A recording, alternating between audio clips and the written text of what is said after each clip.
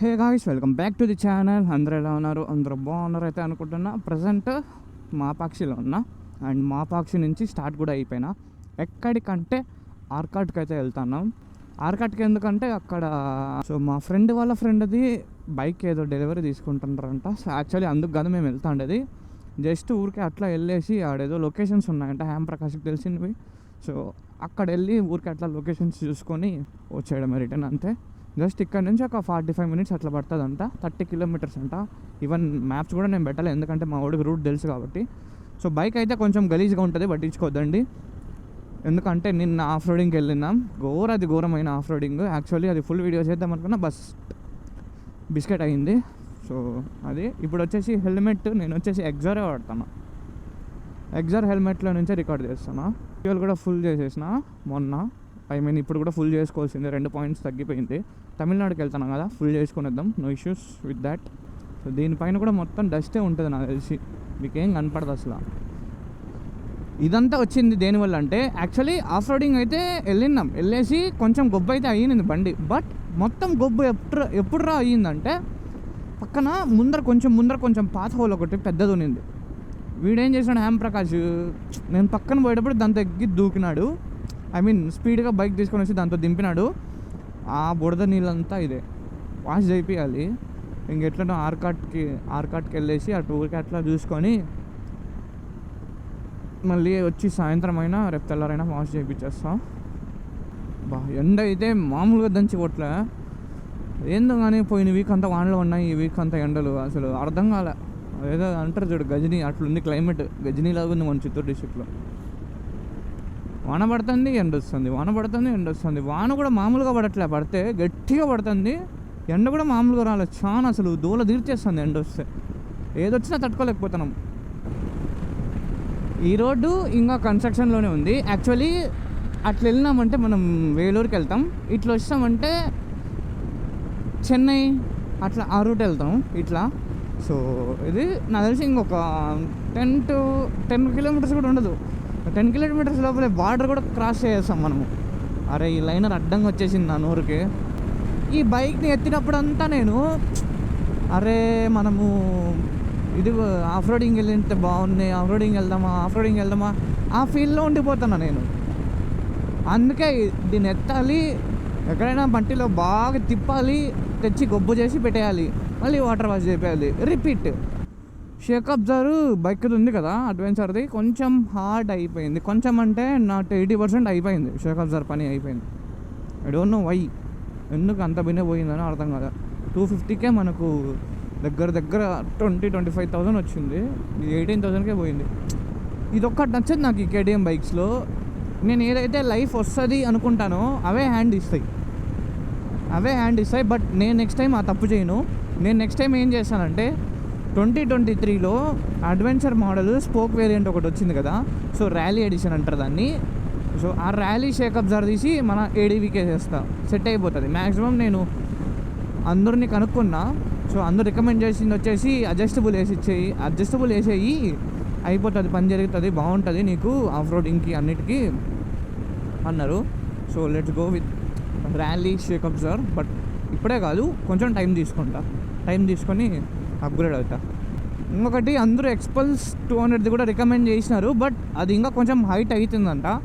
So నాకు ఇప్పుడు ఉండే హైటే చాలు. బ్యాక్ పెయిన్ వచ్చేస్తుంది, ఇప్పుడు ఉండే హైటే చాలు. సో ఎంటర్ అయిపోతాం మెల్లింగ్ ఆర్కట్లోకి. అట్లా వెనకాల అట్లా సైట్ వెళ్ళిపోయినామంటే అట్లా రాణింపేట.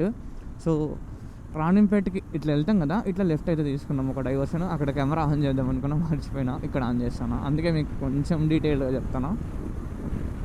ఇప్పుడైతే మేము ఫస్ట్ ఆ లొకేషన్కి అయితే వెళ్తున్నాము అక్కడ. సో ఎక్కడో నాకు తెలియదు, వీడు చెప్పినాడు లొకేషన్ బాగుంటుందిరా అనేసి. సో అందుకే చూద్దాం. నాకు ఈ రూట్లో ఎక్కువ ట్రావెల్ చేసిన ఎక్స్పీరియన్స్ లేదు. జస్ట్ ఇప్పుడే కొంచెం వెనకాల అక్కడ షుగర్ కేన్ జ్యూస్ ఉంటే తాగేసినాం, కొంచెం ఎండలో వచ్చినాం కదా. నేను మీ అందరికీ ఒకటి చెప్పాలి, వీడు లొకేషన్ అంటున్నాడు కదా. సో నేను వీడిని నమ్ముకొని ఇంత దూరం వచ్చిన. ఇప్పుడు లొకేషన్ పేరేందని అడిగితే మ్యాప్స్లో సెర్చ్ చేసి కాంచనగిరి అంటున్నాడు. నేను షాక్ అయిపోయినా ఒక్క సెకండ్. వీడు కాంచనగిరి చెప్పడానికి పేరు మర్చిపోయేసి ఇక్కడికి వచ్చి మళ్ళీ చెప్తున్నాను కాంచనగిరి అనేసి. ట్విస్ట్ ఏంటంటే మనం ఆల్రెడీ ఒకసారి వెళ్ళినాం. బట్ ఎనీవేస్ ఇంత దూరం వచ్చినాం కాబట్టి నో ప్రాబ్లం. వెళ్ళేసి అక్కడ డ్రోన్ ఫ్లై చేద్దాం. అప్పుడు డ్రోన్ ఫ్లై చేయలే, అక్కడికి వెళ్ళి డ్రోన్ ఫ్లై చేద్దాం. వీడు చేసేది ఒక్క పని కాదు. ఇక్కడ చెరువు చూడండి, అక్కడ కనిపిస్తుందా, చాలా నిండిపోయింది, చాలా హైట్ వచ్చేసినాయి. హారన్ అంకుల్ సరిగ్గా పెట్టుకున్నాడు. ఊరి నాయను మరి ఏంది ఇంత చెత్త చేసినారు ఏందిడా. అక్కడ కనిపిస్తుందా మీకు? ఐ మీన్ నేను ఇంత స్పీడ్ పోతుంటే మీరు ఏడా చూస్తారు చూడండి. ఆ హిల్స్లలోనే అనుకుంటా కాంచనగిరి. అసలు మెయిన్ లొకేషన్ అంటే ఇదే, ఇక్కడ నుంచి స్టార్ట్ అవుతుంది. సూపర్ ఉంటుంది అబ్బా. చూడండి చిన్న రోడ్డు, అటుపక్క ఇటుపక్క పొలాలు, ఇటుపక్క ఏదో చిన్న రివర్ లాగా పోతుంది. ఇక్కడ నుంచి నాకు రూట్ తెలుసు, ఎందుకంటే మనం వెళ్ళినాం కాబట్టి. అప్పుడు వచ్చినప్పుడు మనము ఎండాకాలంలో వచ్చినాం కాబట్టి మొత్తం అసలు ఏం లేదు. ఇప్పుడు వర్షాకాలం కాబట్టి గ్రీన్ కనిపిస్తుంది. ఎస్, నేను చెప్పింది కరెక్టే. ఈ హిల్లోనే అప్పుడే చూపించిన కదా మీకు, అక్కడ నుంచి అటుపక్క నుంచి చూపించిన ఈ కొండలే అనుకొని. ఎస్, అది రైట్.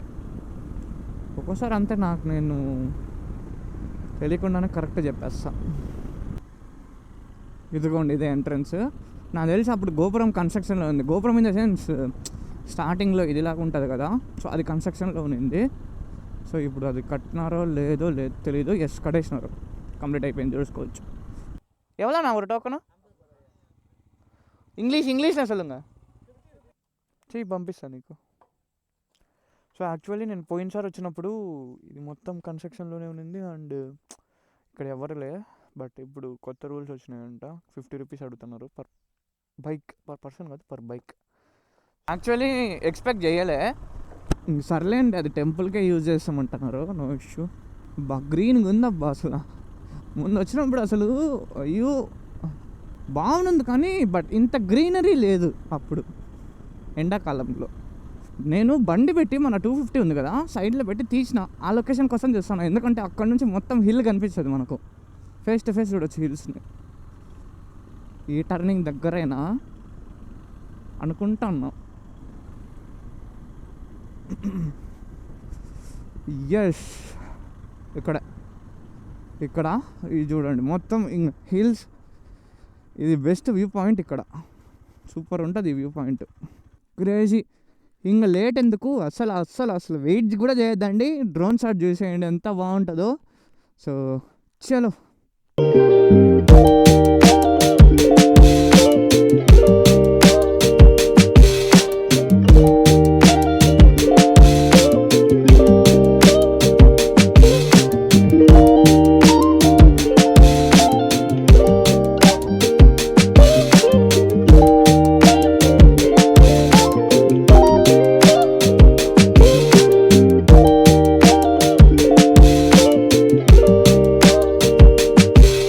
సో ఇప్పుడు మొత్తం కంప్లీట్ అయితే చేసుకున్నాం, ఫోటోషూట్ అంతా మంచిగా. రిటర్న్ ఇంటికి అయితే వెళ్ళిపోతున్నాం. జస్ట్ డ్రోన్ షాట్స్ కోసమే వచ్చినాం. సో అప్పుడు డ్రోన్ లేదు కదా మన దగ్గర, సో ఇప్పుడు డ్రోన్ ఉంది కాబట్టి డ్రోన్ షాట్స్ కోసం అయితే వచ్చినాం. But completely completely 100% worth place ఇది. సో ఇక్కడ నిలిపినాం ఇంతసేపు, ఇక్కడ నిలిపేసి డ్రోన్ ఫ్లై చేసి మంచి డ్రోన్ షాట్స్ అయితే తీసుకున్నాం. సో డ్రోన్ షాట్స్ చూసి ఉంటారు మీరు. ఇక్కడ తీసుకున్నాం, కొండ లాస్ట్కి వెళ్ళి బ్యాక్ సైడ్ అక్కడ తీసుకున్నాం. 2 షాట్స్ అసలు క్రేజీ అంటే క్రేజీ వచ్చినాయి, అసలు ఎక్స్పెక్ట్ కూడా చేయలే. ఆల్మోస్ట్ సన్సెట్ కూడా అయిపోతుంది. జస్ట్ ఇప్పుడు ఏం లే, హ్యామ్ ప్రకాష్ వాళ్ళ రిలేటివ్ దగ్గరికి వెళ్ళేసి జస్ట్ ఆయన బైక్ డెలివరీ తీసుకుంటాడు, కంగ్రాచులేషన్స్ చెప్పేసి మనం అటు నుంచి అంటే 2 బైక్స్ ఇంటికి వెళ్ళిపోవడమే అంతే. మ్యాక్సిమం అయిపోవచ్చు 7-8 అయిపోతుంది ఇంటికి వెళ్ళే లోపల. బట్ ఎనీవేస్, సో మీకు ఎక్కడైనా బోర్ కొట్టించుంటే మాత్రం ఐఎమ్ రియల్లీ సారీ. నాకు కూడా తెలీదు ఇక్కడికి వచ్చేంత వరకు ఇక్కడికి వెళ్తాను అనేసి, ఓకేనా. సో డ్రోన్ షాట్స్ ఎట్లా అనిపించినాయో మర్చిపోకుండా కామెంట్ సెక్షన్లో కామెంట్ చేయండి. So thanks for watching, see you, bye Tata.